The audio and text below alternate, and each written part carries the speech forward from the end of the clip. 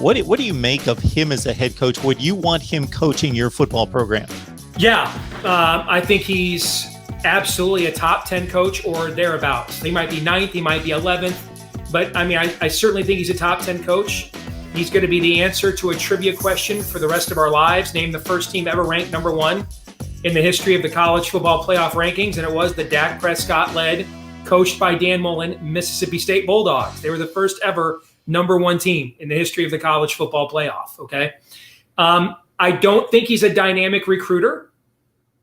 At least not in the level of the cutthroat level that is required down there. But part of that could also be the university he's at. The University of Florida, I believe, is an AAU school. It's also a very respected academic institution. And even though it's SEC, I think it probably is one of the least SEC public universities down there, if you know what I'm trying to say. Okay, so maybe that's necessarily why he's not considered the most dynamic recruiter. There's maybe some things Florida's not willing to kind of do that some other schools down there are. I think at a place like a Penn State or a Michigan or a USC that more recruits itself, and a lot of that talent is within your own backyard, and there's not nearly as many competitors for it as you have at Florida. I think that he would be a perennial national champion type of head coach. Yeah, he certainly is the offensive football intellect. He has proven that time and time again, and he can both game plan and develop the offensive players, most notably the quarterback, to make it happen. Some of the stunts that he pulled last year and the way he handled the Cotton Bowl kind of turned me off. Oh, yeah, the game doesn't matter, and because he's going to get killed. What do you expect him to say? Yeah, but you do what Mac Brown did. Mac Brown's without his 2 best running backs, the 2,000-yard receivers, his best defensive player, and you just show up and you play, and then everybody understands when you lose by a touchdown or so that, and actually gives you credit. People were giving North Carolina credit. Man, they took one of the top 5 teams in the country to a really good game in the last 5 minutes, and actually credit you, as opposed to just, giving up and showing that you gave up and didn't prepare and kind of messaged your players that so they didn't show up mentally either. So that was, and I just think he acts like a clown. I would not want him leading my program, but I think he's a really good head coach. I ranked him ahead of Kirby Smart a couple years ago and was lambasted for that.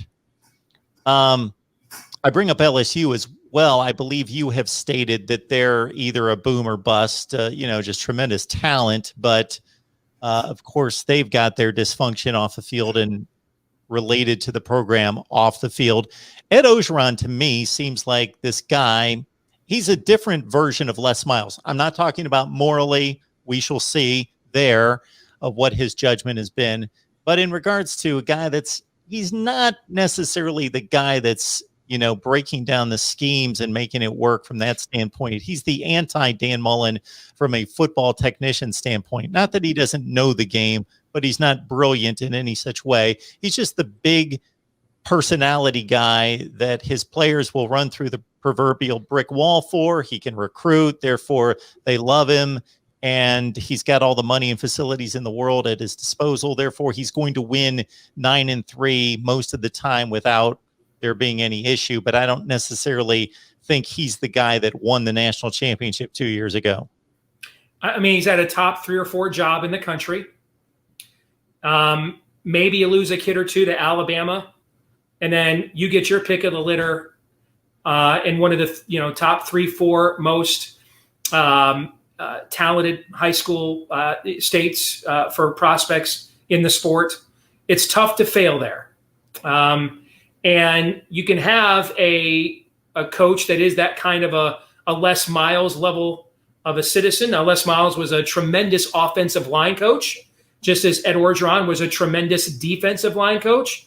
Neither one of them, though, were necessarily considered great tacticians. But you can win there with a phenomenal personality that attracts talent and motivates players, provided the precision is added by the coaching staff.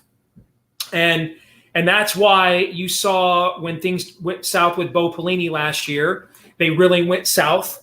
There was never going to be a time where Ed Orgeron was like, hey, I'll take the defense from here, okay? So now they've got brand new coordinators there at LSU that have never coordinated before. in a strange way, and I hate to say this for the young man, you don't root for him to get hurt, obviously, but if I was an LSU fan, hold on a second, go lay down. It's my dog.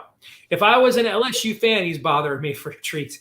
If I was an LSU fan, I might be a little relieved at the quarterback injury, because I think I was headed to a very difficult decision, and I'm not sure I have that kind of head coach that manages those kinds of things, if you know what I'm trying to say, And now the decision's kind of made, and it's all in Johnson's hands. It's, Max, this is your club. Rally around the quarterback. You're our guy. That there won't be any division where that stuff is concerned.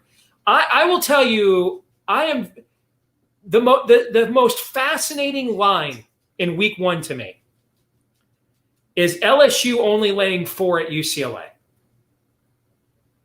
Because I got to tell you, man, I guess I'll go ahead and agree that Dorian Thompson-Robinson is a better quarterback than Max Johnson right now, just because he's played more. Tell me what other position, though. But do you think that it's so dramatic of a difference that the talent gap at the other 21 positions that LSU is going to present? Like, do you think basically by only making LSU a 4-point favorite, you're telling me that you think Dorian Thompson-Robinson is like the all Pac-12 quarterback for this year? And so he's like a touchdown difference of a player. Do you think that? I don't.